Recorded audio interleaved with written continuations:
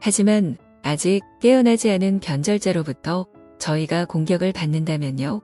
1000명에 1명 또는 100만 명 중에 1명 있을 정신적으로 불안정한 사람이 그렇게 한다면 어떻게 되죠? 그렇다면 너희는 죽음이 추가적인 폭력의 끝인 것을 제외하고는 그 어떤 것의 끝도 아님을 알기에 그냥 몸을 내려놓고 평화롭게 육체의 영역을 떠나게 것이다.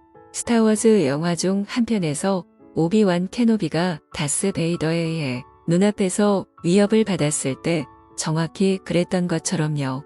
정확히 그렇다. 너희 공상과학 작품에 나오는 묘사는 대단히 훌륭한 생각들을 여러 번에 걸쳐 인류에게 제시했다. 영화 속 그 캐릭터는 당연히 자신이 죽을 수 없다는 것을 알았기 때문에 그렇게 했고 그 악당이 그의 존재를 끝내기 위해 어떤 짓도 할 수 없다는 것을 알았기 때문에 오비완 케노비는 그렇게 했다. 하지만 만약 우리 모두가 우리 종족 이외의 존재들에 의해 갑자기 공격을 받는다면요. 물질계의 다른 행성에 진보됐지만 폭력적인 존재들이 있다고 일찍이 말한 것은 당신이었습니다. 언젠가 그들이 지구에 와서 우리를 파괴할 것을 걱정할 필요는 없습니까? 그럴 필요는 없다. 다른 은하계의 의식을 가진 폭력적인 존재들이 너희 문명을 파괴할 수는 없다. 다른 차원에 존재하는 고도로 진화된 존재들이 그것을 불가능하게 만들 것이다. 왜요?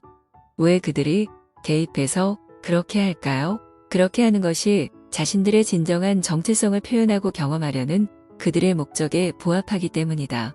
그들은 주로 자신을 물리적 차원에 사는 물리적 실체로 경험하는 존재들과 다른 이해와 목적을 가지고 있다. 그러나 그들은 한 문명 전체가 자신의 행성에서 알고 지냈던 삶을 해체하게 됩니다. 그들은 지금 우리에게 그렇게 하도록 하고 있습니다. 그것은 한 문명의 의식적 선택, 집단 의지의 선택 행위이지 다른 행성에 있는 다른 문명의 집단 의식 의지를 침해하는 행위가 아니다. 지구에서도 너희들은 이런 것을 구별하고 있다.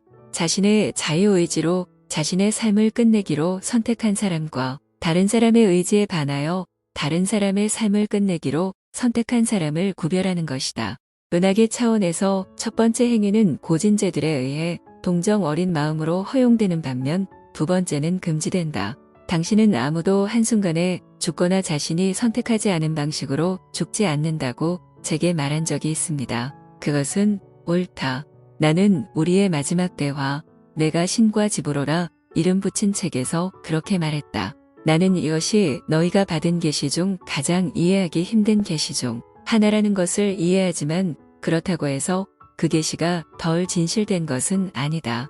생명의 신비를 인간 정신의 한계 내에서 그리고 지금 출현하고 있는 종들의 불완전한 데이터 내에서 이해하기란 불가능하다. 다만 나는 영혼의 수준에서는 내가 언급하는 일들이 영혼 자체의 영적 일정에 맞춰 경험된다는 것은 확실히 말해줄 수 있다. 하지만 여러 사람들이 살해당하고 있습니다. 자신의 의지에 반하여 죽임을 당합니다.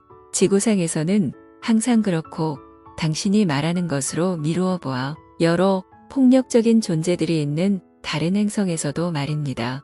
이에 대해 말하자면 개인의 초의식적 의지는 침해될 수 없으며 앞으로도 침해되지 않을 것이다.